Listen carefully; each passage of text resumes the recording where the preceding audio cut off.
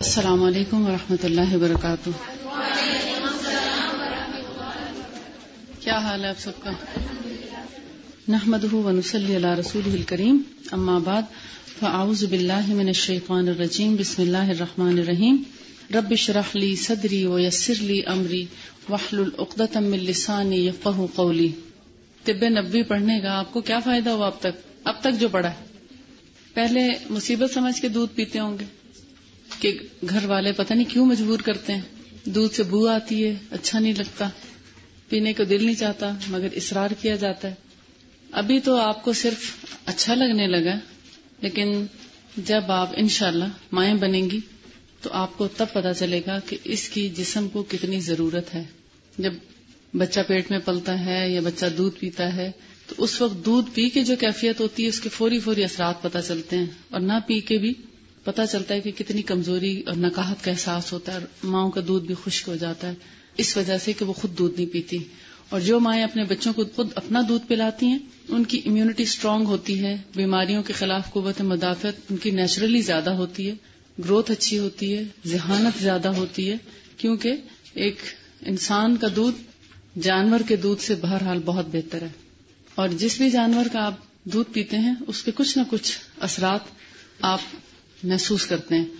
تو اگر ماں کا دودھ ہو تو وہ سب سے عمدہ غذا ہے بچے کے لیے، بہت سی بیماریوں سے بچاتا ہے. بڑا سکون ہے. جو مائیں بچوں کو فیڈر پلاتی ہیں یا دوسرے دودھ پر پالتی ہیں، یا خدا نہ خواستہ کسی ماں کی ڈیتھ ہو جائے اور بچہ بغیر ماں کے پالنا پڑے تو بہت مشکل پیش آتی ہے. راتوں کو اٹھ کے دودھ گرم کر کے سردیوں کی راتوں میں اور پلانا، اور پھر صبح اٹھ کے فیڈر دھونے اور تردد کرنا پڑتا ہے. ماں کا دودھ تو سیف ہے، کچھ بھی نہیں کرنا پڑتا.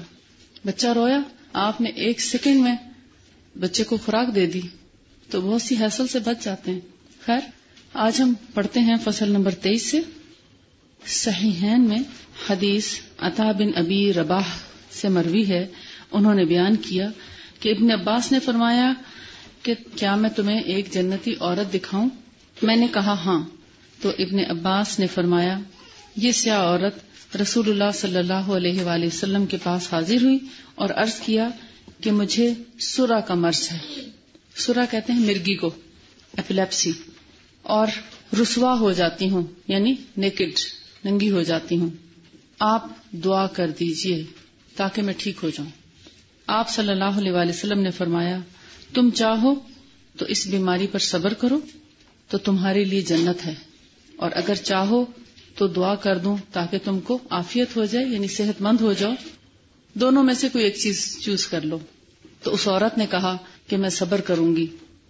پھر اس نے کہا کہ میں رسوا ہو جاتی ہوں، یعنی نیکڈ ہو جاتی ہوں، تو آپ دعا کر دیجئے کہ میں رسوا نہ ہوں. تو آپ نے دعا فرمائی تاکہ اس کو ایسی حالت میں فٹس نہ پڑے کہ جب کہ وہ برہنہ ہو. تو آپ نے اس کے لیے یہ دعا کر دی. اب ہو سکتا ہے کہ یہ ایکچوئل مرگی کا مرض ہو، اور ہو سکتا ہے کہ کچھ ایسے جو شیطانی یا جناتی اثرات ہوتے ہیں، آسیب جس کو بولا جاتا ہے، آسیب کے اثرات ہوں. تو دونوں میں کیفیت سیم ہوتی ہے. کچھ شیطانی اثرات ایسے ہوتے ہیں جس میں شکل مرگی کی سی ظاہر ہوتی ہے، اور مرگی ایک خاص مرض ہے جس میں انسان کے ہوش و حواس نہیں رہتے اور اچانک فینٹ ہو کے گر جاتا ہے انسان، اور پھر بعض اوقات اس کے سر کو جھٹکے لگتے ہیں اور ساتھ منہ سے جھاگ نکلنے لگتی ہے، آنکھیں الٹ جاتی ہیں، جسم اکڑ جاتا ہے، اور کچھ دیر یہ کیفیت رہتی ہے. اس کے بعد جب ہوش آتا بھی ہے تو جسم بہت ٹوٹا ہوا محسوس ہوتا ہے، تھکا ہوا محسوس کرتا ہے مریض، تو کانشیس نہیں رہتا، مریض کو کچھ یاد نہیں ہوتا کہ میرے ساتھ کیا ہوا ہے. اس کا کوئی وقت مقرر نہیں، نیند کی حالت میں بھی ہو سکتا ہے، چلتے پھرتے ہو سکتا ہے، ڈرائیو کرتے ہو سکتا ہے. اسی لیے ایسے لوگوں کو ڈرائیونگ کی اجازت نہیں دی جاتی.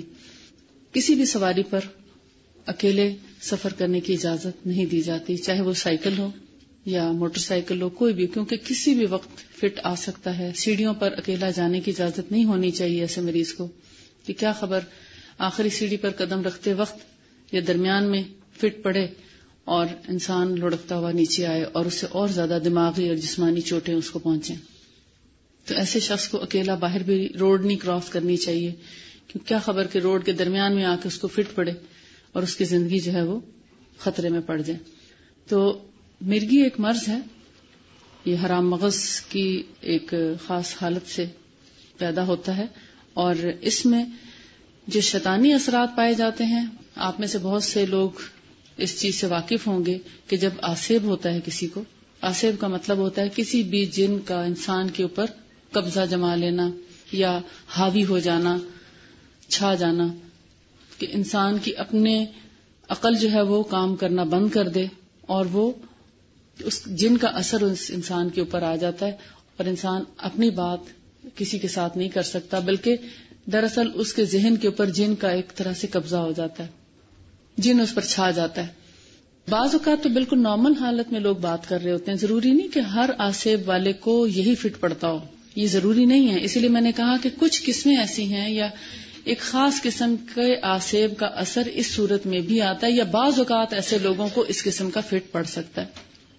لیکن بعض اوقات آسیب کا جو اثر ہوتا ہے اس میں انسان نارمل روٹین میں بات کر رہا ہوتا ہے، لیکن اس کی بات بڑی بے ربط ہوتی ہے، اس میں کوئی لاجک نہیں ہوتی، انسان کی عقل جیسے پیچھے کام کرتی ہے اور انسان اپنے ہوش و حواس سے جیسے بات کرتا ہے سمجھ بوجھ کے، وہ چیز نہیں رہتی. بلکہ اگر کوئی عورت ہے اور اس کے اوپر میل جن حاوی ہے تو کیا ہوتا ہے، اس عورت کی آواز مردانہ آواز میں بدل جاتی ہے.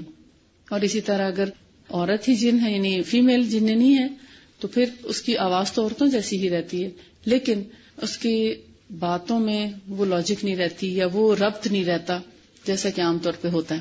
اس لیے کہ اللہ تعالیٰ نے جنوں کی عقل اور سمجھ بوجھ بہت کم بنائی ہے. ہمارے انسان کے 10 سال کے بچے جتنی ایک بڑے سے بڑے جن کی عقل ہوتی ہے. اس لیے جنوں سے نہیں گھبرانا چاہیے، جنوں کی عقل بہت کم ہے، محدود ہے، ان کی سمجھ بوجھ اتنی نہیں ہے. اللہ تعالیٰ نے انسان کو اشرف المخلوقات بنایا. جنوں کے بارے میں پڑھ کر یا سن کر کوئی خوف نہیں محسوس کرنا چاہیے، وہ ایک مخلوق ہے اللہ تعالیٰ کی. اور جو لوگ سنتوں پر عمل کرتے ہیں ان پر جن کبھی حاوی نہیں ہو سکتے، کیونکہ جو شخص اپنا ہر کام بسم اللہ پڑھ کر شروع کرے تو جن کو اس کام کے اندر مداخلت کی اجازت نہیں ہوتی. اسی لیے کہتے ہیں کہ اس کام میں برکت بسم اللہ کی وجہ سے ہوئی. کیوں کہ جب آپ مثلا کھانا کھانے لگتے ہیں تو کیوں حکم ہے کہ بسم اللہ پڑھ کر کھانا کھایا جائے؟ کہ شیطان پرے ہٹ جاتا ہے. اور آپ نے وہ حدیث پڑھی ہوگی اپنے کورس میں کہ جس میں ایک دفعہ نبی صلی اللہ علیہ وآلہ وسلم ایک دعوت میں تھے تو ایک بچے نے ہاتھ بڑھایا، ہاتھ بھی الٹا تھا، اور صحابہ کرام نے جیسے ڈسکرائب کیا تو کہتے ہیں کہ ہاتھ بہت لمبا ہو گیا، اور مطلب عام تو نہیں سمجھے کہ یہ جن ہو سکتا ہے یا شیطان ہو سکتا ہے. تو رسول اللہ صلی اللہ علیہ وآلہ وسلم نے اس کا ہاتھ پکڑ لیا کہ ہم سے پہلے ہی شیطان منہ مارنے کی کوشش کر رہا ہے. کیا وجہ ہو سکتی ہے؟ ان کا کھانا اوپن ہوا ہوگا نا، یعنی کھانا ڈھکا ہوا نہیں ہوگا، اس لیے شیطان نے اپنا حصہ لینے کی کوشش کی. تو آپ نے اس کا ہاتھ پکڑ لیا اور فرمایا کہ اب بسم اللہ پڑھ کر کھانا شروع کرو تاکہ شیطان اس پر ہاتھ نہ مار سکے. کیونکہ ہم جب بھی کھانا کھانے لگتے ہیں تو ہمارے ساتھ ہمارا ہمزاد ہوتا ہے نا شیطان. اس پر آپ کو بلیو ہے کہ جب ایک بچہ پیدا ہوتا ہے تو اس کے ساتھ ایک اس کا ہمزاد شیطان پیدا کیا جاتا ہے. ہمزاد کیوں بولتے ہیں؟ کہ اس کے ساتھ ہی پیدا ہوتا ہے. جس وقت ہماری پیدائش ہوئی تھی ہمارے ساتھ ایک شیطان پیدا ہو گیا، اب وہ ساری زندگی ہمارے ساتھ ساتھ رہتا ہے. جو لوگ جادو کرتے ہیں یا نجومی اور عاملوں کے پاس جا کے حساب کتاب معلوم کرتے ہیں، ان کا بیسیکلی طریقہ کار کیا ہوتا ہے؟ ان کے قبضے میں جو جن اور شیاطین ہوتے ہیں وہ ہمارے ہمزاد سے ہماری ساری رپورٹیں لے لیتے ہیں، سب معلومات لے لیتے ہیں کہ ہم کہاں رہتے ہیں، کیسا گھر ہے، کیسا کھانا پینا، اوڑھنا بچھونا، کیا حالات ہیں، کتنی انکم ہے، کہاں کہاں پیسہ رکھا ہے، کہاں کہاں چیزیں رکھی ہیں، وہ سب ہمارے ہمزاد سے پوچھ لیتے ہیں. اب جب بھی کسی نجومی یا جادوگر کے پاس خواتین جاتی ہیں یا لوگ جاتے ہیں تو ہمارے ہمزاد ان کے شیاطین کو وہ ساری ڈیٹیل بتا دیتے ہیں.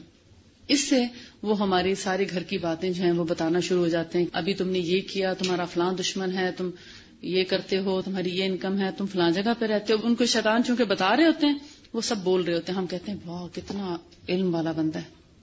چاہے وہ تھوڑی دیر میں انسان خود بھول جائے، وہ جادوگر خود بھول جائے، مگر وہ جنوں سے جو ان کو معلومات ملتی ہیں تو جن جھوٹ بھی تو بول سکتے ہیں. لیکن چونکہ جادوگر جن طریقوں سے جادوگر بنتا ہے وہ انتہائی قسم کے خبیث طریقے ہیں اور ناپاک اور نجس اور حرام طریقہ ہے جس کے بعد ایک جادوگر کو جادو کرنا آتا ہے. آپ کو معلوم ہوگا کہ جادوگر جو ہے اللہ کی کلام پاک پر گندگی پھیلاتا ہے، نجاست کرتا ہے، پیشاب کرتا ہے، اور ایک انسان جب جادوگر بننے کے لیے ٹریننگ لے رہا ہوتا ہے اور 40 دن وہ شیطان کو کہتا ہے کہ میں تمہیں خدا مانتا ہوں، اور نعوذ باللہ خدا کو وہ خدا نہیں مانتا. یعنی یہ ہر روز وہ کلمات کہتا ہے، اور 40 دن کے بعد وہ شیطان اس سے راضی ہوتا ہے اور پھر اس کے قبضے میں کچھ جنات کو کر دیتا ہے جن سے پھر وہ اپنا کام چلاتے ہیں. اب کچھ لوگ بظاہر یہ کہہ کر کہ جی ہم روحانی علم کے ماہر ہیں اور ہم جادو کے علم کے ماہر ہیں اور جادو کا بہترین کارٹ، اگر آپ پر جادو ہوا ہے تو آپ آئیں ہمارے پاس، ہم آپ کو جادو کا توڑ کر کے دیں گے. تو کبھی بھی ایسے لوگوں کے پاس کارٹ کرانے کے لیے نہیں جانا چاہیے. جس نے جادو کی تصدیق کی یا جادوگر کی تصدیق کی، جادو کیا یا اس کی کارٹ کرائی، ایسے شخص کا ٹھکانہ آپ سب کو معلوم ہے، انجام معلوم ہے. تو لہٰذا ایسے لوگوں کے پاس کبھی جانا بھی نہیں چاہیے. یوں سمجھیں کہ آپ اپنے بیماریوں اور خرابیوں کے لیے رجسٹریشن کراتے ہیں اگر ایسے جادوگروں کے پاس تشریف لے جائی جائے. ہمارا نام جو ہے ان کے پاس رجسٹر ہو جاتا ہے اور پھر وہ وقتاً فوقتاً ہم کو تنگ کرتے رہتے ہیں زندگی بھر، کیونکہ ہمیں نہیں معلوم کہ شیطان یا جنات جو ہیں وہ کب اور کیسے ہم تک پہنچتے ہیں. آپ دیکھتے ہیں کہ گھروں کے اندر پڑے ہوئے کپڑے بعض اوقات کٹے ہوئے نکلتے ہیں، استری کیے ہوئے، تہ لگے ہوئے، کبھی کبھی ڈرائی کلین کیے ہوئے کپڑے جو ٹھیک ٹھاک آپ خود اپنے ہاتھوں سے اندر رکھتے ہیں اور ان کے اندر کبھی خون لگا ہوا دیکھتے ہیں، کبھی کٹے ہوئے دیکھتے ہیں. وہ کون آ کے کر جاتا ہے؟ وہ ہمارے ہمذاتوں سے ہی سارا کام لیتے ہیں، پھر اپنے جنات کے ذریعے اور پھر ہمارے ہمذات کے ذریعے. تو لہٰذا یہ ایک شروع سے چلا آ رہا ہے طریقہ. شیطان ہمیشہ ہمارا دشمن رہا ہے اور رہے گا، اس سے چوکنا رہنا ہے. رحمت للعالمین جو نبی صلی اللہ علیہ وآلہ وسلم کو لقب ملا تو وہ کیوں ملا؟ کہ آپ نے اپنے اوپر تکلیفیں سہ کے، اپنی زندگی میں سے وقت نکال کے، اپنی ساری آسائشیں اور آسانیاں قربان کر کے، محنت کر کے ہم تک وہ علم پہنچایا جو اللہ نے ان کو دیا، اور ہمیں ان تمام مشکلات، مصائب اور مصیبتوں سے بچایا. اگر ہم ان کے طریقے پر عمل کریں تو پھر ہم بچیں گے نا. لیکن انہوں نے ہمارے لیے وہ علم چھوڑ دیا جس سے ہم صراط مستقیم کو آسان بنا سکتے ہیں، جنت تک پہنچنے کے راستے کو آسان کر سکتے ہیں. یہ اسی طرح ممکن ہے اگر ہم رسول اللہ صلی اللہ علیہ وآلہ وسلم کی سنتوں پر عمل کریں، ان کے بتائے ہوئے طریقے پر چلیں، طریقہ علاج ان کا اپنائیں، جو باتیں وہ ہم کو بتا گئے ہیں ان پر ہم صدق کے دل سے ایمان لائیں، یقین رکھیں اور پھر ان کو اپنائیں. اور دیکھیں جب بھی ایک شیطانی علم ایک روحانی علم سے ٹکراتا ہے تو فتح ہمیشہ روحانی علم کی ہوتی ہے. روحانی علم کون سا ہوتا ہے؟ جو قرآن اور سنت سے ہمیں ملتا ہے. اور شیطانی علم کون سا ہے؟ جو جنات، جادوگر اور شیاطین نے مل کر تشکیل دیا ہے، جتنا علم ان کے پاس ہے. تو آپ یہ دیکھیں اگر اللہ تعالیٰ نے انسان کو اتنی عقل دی ہے اور شیطان اور جن جو ہیں وہ 10 سالہ بچے کے برابر اگر عقل رکھتے ہیں تو کیا ہمارے اندر ذہین اور فتین اور بہترین لوگ جو ہیں کیا وہ ایسا نہیں کر سکتے کہ ان کے اس علم کا جواب دے سکیں؟ جبکہ ہمارے پاس تو اتنی عمدہ کلام ہے، اللہ کا کلام، جس کا کوئی کلام موازنہ نہیں کر سکتا، کوئی مقابلہ نہیں کر سکتا، جس کا کوئی بدل ہے ہی نہیں. اللہ کے کلام قرآن پاک کا اللہ تعالیٰ نے تو چیلنج کیا ہے کہ کوئی ہے جو ایسی صورت بنا کے لا سکتا ہو؟ ایک آیت نہیں بنا کر لا سکتے. پوری دنیا کے لیے چیلنج ہے، آج سے 1400 سال پہلے سے آج تک کوئی اس طرح کا کلام نہیں بنا سکا، اور جس نے کوشش کی وہ ذلیل و خوار ہوا. تو اس لیے ہمارے پاس تو وہ پاک اور پاورفل کلام ہے جس کا کوئی توڑ نہیں کر سکتا. جبکہ جادو کا توڑ ہو جاتا ہے، شیطانی عمل کا توڑ ہو جاتا ہے، شیطان سے پہنچنے والی بیماریوں کا ہم جواب دے سکتے ہیں اور اس کا مقابلہ کر سکتے ہیں، اس سے پیدا شدہ مسائل کو حل کر سکتے ہیں. تو اس لیے ان چیزوں سے کبھی پریشان نہیں ہونا چاہیے. عموماً ہم میں سے وہ لوگ پریشان ہوتے ہیں جن کا عقیدہ اور ایمان کمزور ہوتا ہے، لیکن جن کا اللہ پر ایمان ہو کہ میرے ساتھ تو وہ ہستی ہے، میں تو اس ہستی پر ایمان رکھتی ہوں جو اس ساری کائنات کو پیدا کرنے والا ہے، جو ہم سب کو رزق دینے والا ہے، جو ہم سب کو پالنے والا ہے، جو ساری کائنات کو مینٹین رکھے ہوئے ہے، جو ہم سب کی حفاظت کرنے والا ہے، تو کیا ہم اس پر ایمان رکھتے ہوئے یہ یقین نہیں کریں گے کہ ہم اس کے کلام سے سہارا لیں اور ہم نہ جائیں کسی ایسے نجومی اور عامل اور جادوگر کے پاس کہ جس کے پاس جا کر ہمارے سارے اعمال ضائع ہو جائیں؟ تو اپنے آپ کو ان تمام چیزوں سے بچائیں. اور اگر ان کیس اگر خدا نخواستہ آپ سے یہ غلطی ہو گئی، اس سے پہلے اگر آپ میں سے کسی سے یہ غلطی ہو چکی کہ کسی نجومی کے پاس گئے ہاتھ دکھانے کے لیے، یا کسی عامل کے پاس گئے، یا کسی جادوگر کے پاس گئے، تو اب ہو سکتا ہے اللہ تعالیٰ ناراض ہو، تو سب سے پہلے اس چیز کو برا محسوس کریں اور شرمندگی محسوس کریں کہ ہاں مجھ سے یہ غلطی ہوئی ہے. اگر آپ میں سے الحمدللہ اگر کوئی بھی نہیں گیا، تو ہو سکتا ہے فیملی میں کوئی ایسا واقعہ ہوا ہو، آپ کے آس پڑوس میں، آپ کے دوستوں میں سے، آپ کے عزیز و اقارب میں سے، ہر ایک کی جان پہچان میں ضرور کچھ نہ کچھ لوگ ایسے ہوں گے جنہوں نے یہ غلطی کی ہوگی. ان کو یہ سب باتیں بتائیں تاکہ وہ جہنم کے عذاب سے بھی بچ سکیں اور دنیا کے عذاب سے بھی بچ سکیں. کیونکہ اب جن جادوگروں کے پاس ان کا نام رجسٹر ہو گیا ہے، جو بار بار ان پر حملہ کریں گے اب، تاکہ اللہ تعالیٰ پھر ان کی حفاظت بھی فرمائے، تو بہترین طریقہ یہ ہے کہ اپنے اس گناہ پر شرمندہ ہوں، توبہ کریں، استغفار کریں، یا اللہ جو مجھ سے غلطی ہو گئی ہے یہ مجھے معاف فرما دے، تو میں آئندہ یہ کام کبھی نہیں کروں گی. آپ کی جان پہچان میں جتنے لوگ ہیں، اب آپ کے پاس اگر اس چیز کا علم آیا تو ان کا حق بنتا ہے اور آپ کا یہ فرض بنتا ہے کہ ان تک اس میسج کو پہنچائیں کہ جو غلطی اب تک ہوئی اس کی توبہ کریں اور اس ہستی سے مدد مانگیں جو سب کی مدد کر سکتی ہے. دیکھیں، ایک شیطان، ایک جادوگر کسی کی کتنی مدد کر سکتا ہے؟ ایک ہی کی کرے گا نا جو اس کے پاس جائے گا، اور جو باقی ساری مخلوق ہے ان کے بارے میں اس کی کوئی پاور نہیں ہے، بہت محدود ہے. اور اگر اثر ہو بھی گیا تو اثر بہت آسانی سے جا سکتا ہے. رسول اللہ صلی اللہ علیہ وآلہ وسلم پر جادو ہوا تھا تو کیا اثر زائل ہوا تھا؟ پھر کس چیز سے ہوا تھا اثر زائل؟ معوذتین کس میں؟ قرآن میں. تو پھر اس سے ہمیں کیا سبق ملتا ہے؟ رسول اللہ کی سنت پھر کیا ہے کہ ہم رسول اللہ کے بتائے ہوئے یا انہوں نے جو اعمال کیے، انہوں نے جس طریقے سے اپنا جادو کا اثر توڑا اور اللہ نے ان کی مدد کی، تو ہم بھی وہی طریقہ اپنائیں تاکہ اللہ ہماری مدد کرے. معوذتین میں ہے کیا؟ ہم کس سے پناہ مانگتے ہیں؟ شیطان سے پناہ مانگتے ہیں. کس کی؟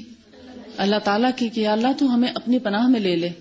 قل اعوذ برب الناس ملک الناس الہ الناس من شر الوسواس الخناس. خناس کون ہے؟ شیطان.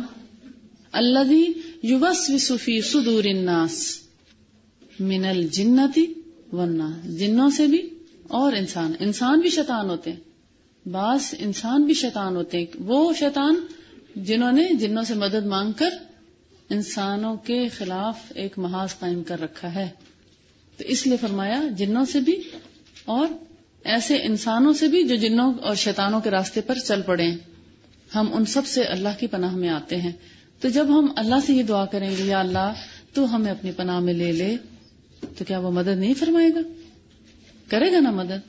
یہ تو وہ رب ہے جو ہماری شارک سے بھی قریب ہے، جو ہمارے دل میں آنے والے خیالات سے بھی واقف ہے، جو ہمارے ہر عمل سے باخبر ہے، جو ہماری ہر مجبوری کو جانتا ہے، جو ہماری ہر طرح سے مدد کر سکتا ہے.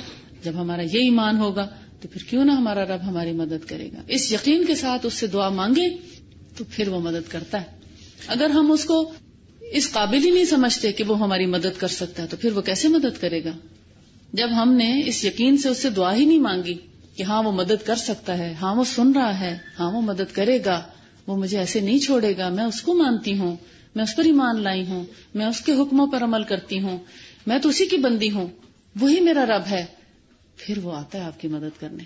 جب یہ یقین آتا ہے تو پھر وہ مدد کرتا ہے. اور اگر یہ یقین نہیں، آپ ڈاما ڈول ہیں، شک میں ہیں، پتہ نہیں اب میرا کیا بنے گا، میں تو اپنے آپ کو اچھا نہیں محسوس کرتی، مجھ پر تو ایسے لگتا ہے کوئی شیطانی اثر ہو گیا ہے، کوئی شاید جادو کسی نے کر دیا ہے، اب پتہ نہیں میرا کیا بنے گا، میں خود پڑھوں یا کسی کے پاس جاؤں. بھائی اللہ کی کلام ہے، جتنا درد آپ کو ہے، جتنی تکلیف آپ کو ہے، جتنے یقین اور ایمان سے آپ دعا مانگ سکتے ہیں، کوئی اور آپ کے لیے مانگ سکتا ہے؟ آپ مجھے بتائیے، اگر آپ کو کوئی تکلیف پہنچے، آپ کو اللہ سے دعا کرنی ہو، چاہے اپنے پیپر میں پاس ہونے کے لیے دعا کرنی ہو، فرض کریں وقت کم ہے، پڑھائی بہت زیادہ ہے، ٹائم نہیں مل رہا گھر کی روٹین سے، آنا جانا پڑھنا کیسے کروں؟ تو آپ جب اللہ سے دعا کرتے ہیں یا اللہ مجھے بہت اچھے طریقے سے یہ سارا یاد بھی کرا اور پھر مجھے امتحان میں کامیابی بھی عطا فرما، تو جیسی دعا آپ مانگ سکتے ہیں اپنے لیے کوئی اور آپ کے لیے مانگ سکتا ہے؟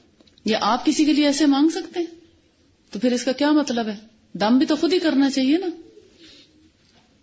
جو دم آپ خود کر سکتے ہیں کوئی اور کر سکتا ہے؟ تو اس لیے سب سے پہلی چیز اس علاج میں یہ ہے کہ آپ اللہ سے دعا کریں اور پورے یقین اور ایمان سے دعا کریں، اس کو موجود سمجھیں. صرف دعا کے وقت موجود نہ سمجھیں، ہر وقت ہی موجود سمجھیں. آپ گھر سے یہاں تک پہنچے ہیں، یہاں سے گھر جائیں گے، یہاں جتنی دیر بیٹھے ہیں، آپ واش روم جاتے ہیں، واش روم سے واپس آتے ہیں، وضو کر رہے ہیں، پانی پی رہے ہیں، کھانا کھا رہے ہیں، چل رہے ہیں، ہر حال میں پیپر کر رہے ہیں، اپنا ہوم ورک کر رہے ہیں، آپ گھر میں جا کے سبق یاد کر رہے ہیں، کچھ بھی کر رہے ہیں، تو آپ اللہ کو اپنے ساتھ محسوس کریں کہ وہ موجود ہے، وہ مجھے دیکھ رہا ہے. صحابہ کرام کیا کرتے تھے؟ تسمہ بھی ٹوٹتا تھا جوتی کا تو اللہ سے دعا مانگتے، یا اللہ اب اس کا مجھے بہترین بدل عطا فرما، اب تسمہ تو نہیں دینا ہے. وہ ایسا کیوں کرتے تھے؟ کیونکہ وہ ہر وقت اللہ کو اپنے ساتھ محسوس کرتے تھے اور اس بات پر یقین تھا کہ جو مدد میرا رب کر سکتا ہے وہ کوئی نہیں کر سکتا. سورس تو انسان ہی بنتے ہیں، وسیلہ انسان ہی بنتے ہیں، لیکن سورس پیدا کرنے والا کون ہے؟ مسبب الاسباب کون ہے؟ اللہ تعالی. تو پھر پہلے ہمیں اپنی اصلاح کی ضرورت ہے. سنت کا علاج اپنانے کے لیے اپنی اصلاح چاہیے اصل میں، کہ ہم اپنے دل سے وہ گندگیاں دور کریں، وہ نجاستیں دور کریں، وہ شک دور کریں، وہ شک کی بیماری کا پہلے علاج کریں کہ جو ہمارے دلوں میں پیوست ہو گیا کہ ہم کہتے ہیں پتہ نہیں اس میں ہم ٹھیک بھی ہوں گے کہ نہیں. یہ شک کبھی نہ آنے دیں. انشاءاللہ جب یہ شک دور ہو گیا تو آپ کی ساری روحانی بیماریاں جو ہیں وہ ختم ہو جائیں گی. کیوں؟ جب آپ ایک دفعہ بھی صبح کے وقت، آپ ہر روز صبح شام کی دعائیں مانگتے ہیں نا، مگر آپ نے اس سے پہلے اس ایمان اور یقین سے نہیں مانگی ہوں گی کہ ہاں واقعی یہ تو وہ رب ہے جو جنوں کو پیدا کرنے والا، انسانوں کو پیدا کرنے والا، ہم سب کو پالنے والا، مجھ سے اتنا قریب اور میں اس پر ایمان رکھتی ہوں، میں اسی کے لیے پیدا ہوئی ہوں، اس کی اطاعت کے لیے پیدا ہوئی ہوں اور اس کو خوش کرنے کے لیے آئی ہوں، دنیا میں راضی کرنے کے لیے آئی ہوں، تاکہ جب میں مروں تو مجھے راضی ہو کر جنت میں بہترین اعلیٰ مقام عطا فرمائے. تو یہ میرا وہ رب ہے جو ہر وقت میرے ساتھ ہے. اس یقین سے جب آپ دعا مانگیں گی کہ جب میں اپنے رب سے دعا مانگ رہی ہوں اور وہ میری دعا کو سن رہا ہے تو وہ ضرور پوری کرے گا، تو کیا وہ دعا نہیں قبول کرے گا؟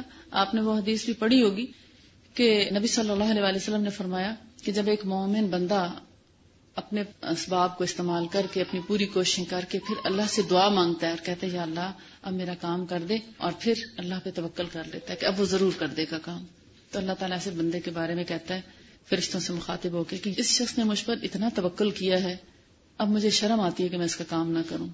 پڑھا آپ نے کہ نہیں؟ ابھی میں بھی نہیں پڑھا کہ جب کوئی شخص اپنے سارے اسباب مہیا کرتا ہے، ان کو اپنے عمل میں لاتا ہے، ان سب کاموں کو پوری طرح سے خلوص نیت سے اور پوری کوشش سے کرنے کی کوشش کرتا ہے. جیسے آپ مثلا حج پہ جانا ہے، حج کی تیاری ہے، کوشش ہے، مگر اپلیکیشن دے دی ہے، کوئی پتہ نہیں آپ کا نام آئے یا نہ آئے، تو آپ اپنے اپلیکیشن فارم فل کرتے ہیں، فیس جمع کراتے ہیں، دعا کرتے ہیں یا اللہ تو ہمیں اپنے گھر لے جا. مثال کے طور پر ایک چھوٹی سی بات ہے، تو آپ سب کچھ کر کے اللہ سے دعا کرتے ہیں اللہ میرے پاس تیرا ہی سہارا ہے، میں تیرے گھر جانا چاہتی ہوں، تو مجھے اپنا مہمان بنا، اور پھر اللہ پہ توکل کر کے آپ چھوڑ دیتے ہیں. اب آپ کو نہیں معلوم آپ کا نام آنا ہے نہیں آنا. آپ کا کیا خیال ہے جب آپ اتنے یقین سے اللہ سے دعا کر کے سارے کام مکمل کر کے دعا کریں گے تو پھر کیا اللہ دعا قبول نہیں کرے گا؟ اب ایک وہ شخص ہے جو نہ اپلیکیشن فارم فل کرتا ہے، نہ فیس جمع کراتا ہے، نہ بکنگ کراتا ہے، کچھ بھی نہیں کرتا، اور پھر کہتا ہے یا اللہ مجھے حج پہ لے جا، تو پھر آپ کا کیا خیال ہے کہ یہ ایسے شخص کی دعا قبول ہو سکتی ہے؟ مطلب سارے باقی کام بھی تو کرنے چاہیے نا. ہاتھ پہ ہاتھ دھر کے ہم کہیں یا اللہ تو ہمیں روٹی کھلا دے، آج دوپہر کا کھانا میں نہیں بناتی، یا مجھے کھانا بھی کھلا دے، تو کیا ایسا ہو سکتا؟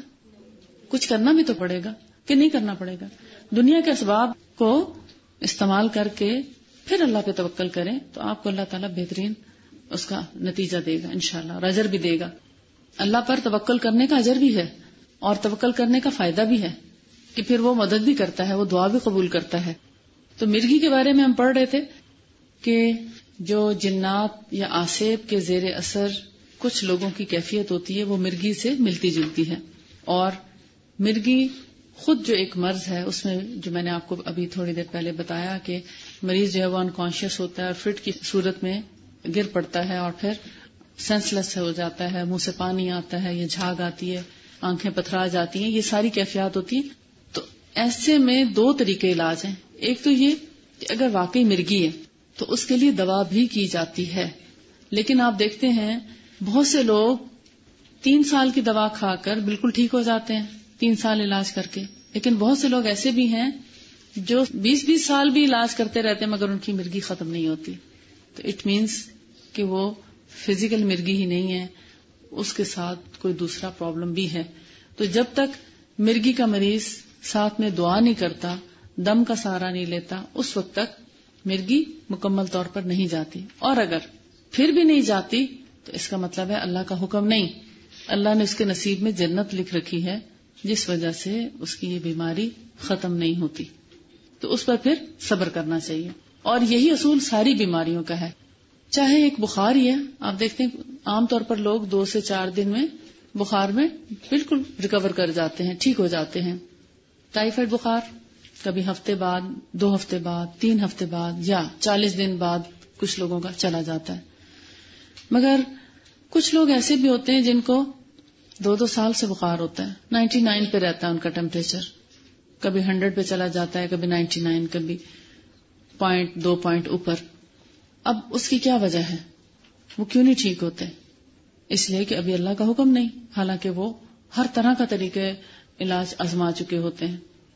تو ہمیشہ بیماری کوئی بھی ہو، مومن کو یہ یقین رکھنا چاہیے کہ میری اس تکلیف کے بدلے اللہ تعالی میرے گناہ معاف کرے گا.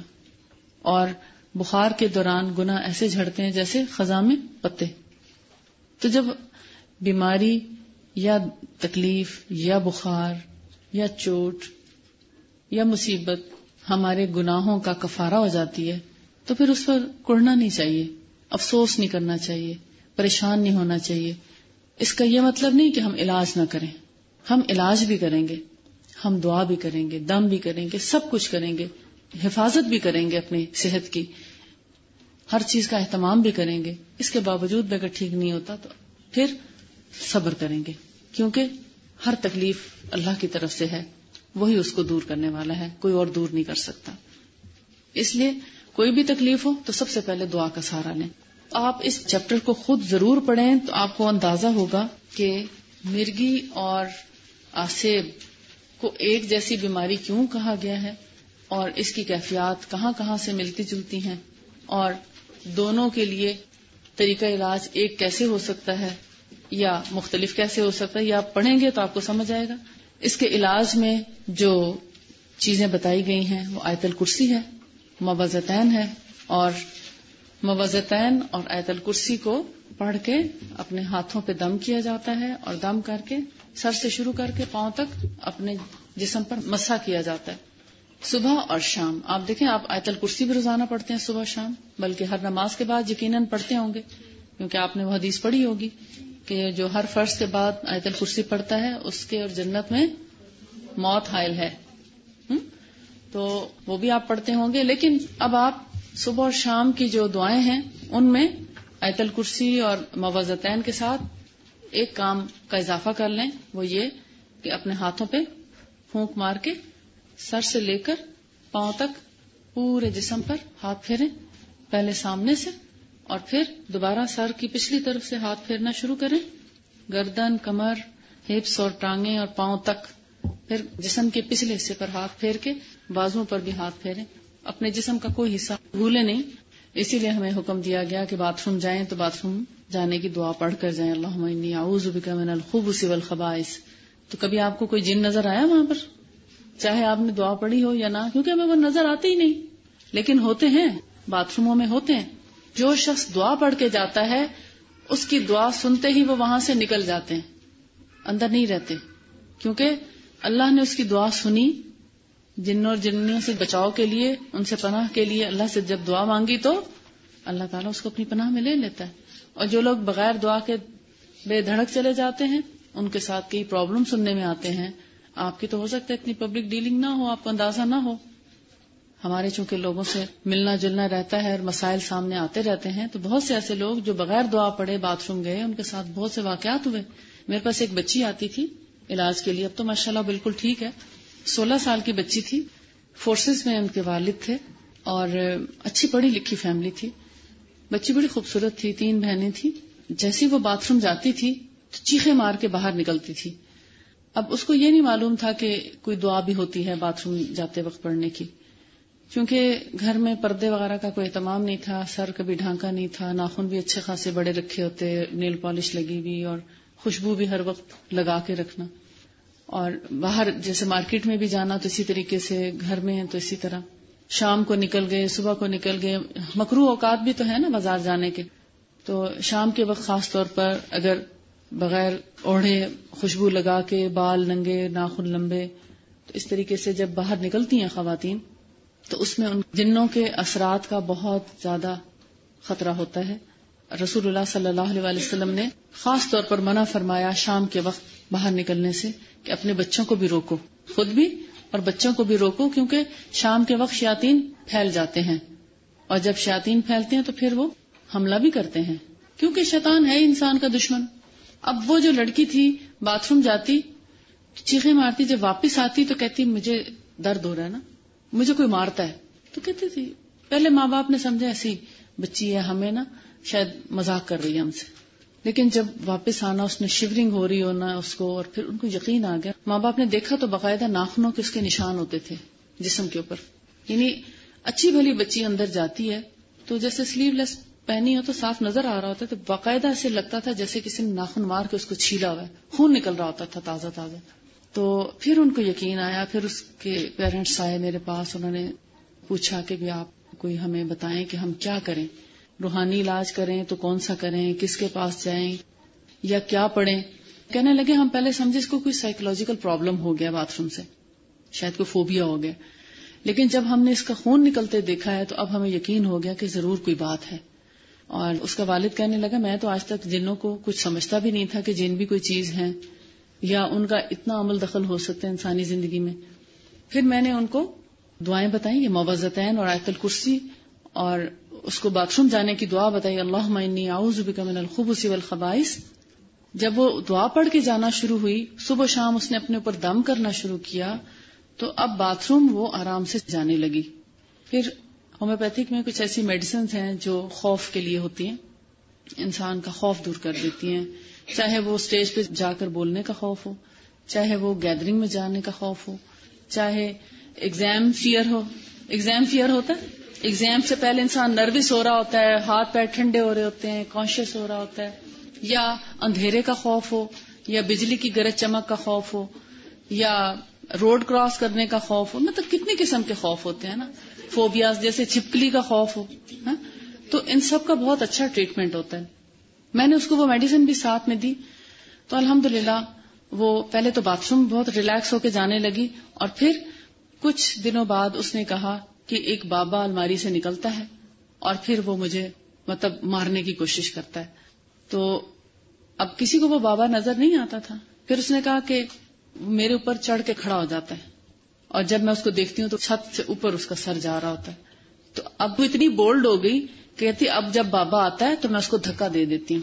جسٹ میں 16 سال کی بچی، یعنی اس کے ذہن سے بالکل جنوں کا اثر جب ختم ہو گیا، خوف، تو اس نے ایک طرح سے سٹینڈ لیا، ساتھ دعائیں پڑھی، ساتھ علاج کیا، اپنے اوپر دم کیا، اور خوف جب اس کا دور ہوا تو اس نے دیکھا کہ یہ تو ڈرتی بھی نہیں ہے مجھ سے، بے فائدہ ہے. تو وہ اس گھر سے چلا گیا. یعنی اس کو ایکچوئل اس کو فیل ہونے لگا. ایک تو تھا نا پہلے ڈرتی تھی کہ کوئی ہے جو مجھے ادھر مارتا ہے، کوئی ہے جو مجھے نظر نہیں آتا تھا، لیکن آہستہ آہستہ وہ ایک انسانی شکل میں اس کو نظر آنے لگا، اور پھر وہ اس کو دھکے بھی دے دیا کرتی تھی، اور آہستہ آہستہ وہ الحمدللہ بالکل اس سے خود ایک 16 سالہ بچی نے اپنا علاج کیا اسی دم اور دعا سے. یہ میں نے ایک مثال آپ کو دی ہے کہ آپ تو 16 سال سے زیادہ ہیں ایج میں، آپ خود اپنا کر سکتی ہیں. اگر آپ کے گھر میں کسی بچے کے ساتھ، کسی بڑے کے ساتھ کوئی پرابلم ہے تو آپ اس کا بھی علاج کر سکتی ہیں، اس میں کوئی حرج نہیں. اگر آپ خود صبح شام کی دعائیں پڑھ کے اور نماز کی پابندی کرنے والی ہیں، اللہ پر یقین رکھنے والی ہیں، تو آپ کو کسی دم سے انشاءاللہ کوئی نقصان نہیں پہنچے گا. اور کبھی بھی جنوں سے آپ ڈریں گی نہیں انشاءاللہ. ٹھیک ہے. جس کے دل میں اللہ کا ڈر ہو اس کے دل سے سارے ڈر دور ہو جاتے ہیں. اور جو اللہ سے نہیں ڈرتا پھر سارے چیزیں اپنا اثر دکھانے لگتی ہیں اور پھر بہت سے چیزوں کا خوف جو ہے وہ ہمارے ذہنوں میں سمانے لگتا ہے. صرف اللہ سے ڈریں اور آج کے بعد کبھی شیطان سے نہ ڈریں. شیطان ہم سے کمتر پیدا کیا ہے اللہ نے، کیونکہ وہ اللہ کا نافرمان ہے. ہم اللہ کے فرمانبردار ہیں. اللہ نے ہم کو عقل و شعور دی اور سب سے بڑی نعمت قرآن دی، اور اس کا بڑا احسان ہے کہ اس نے ہمیں مسلمان بنایا. اس بات پر ہر روز شکر ادا کیا کریں کہ اس نے ہمیں مسلمان بنایا، اس نے ہمیں انسان بنایا اور اس نے ہمیں قرآن جیسی نعمت دی.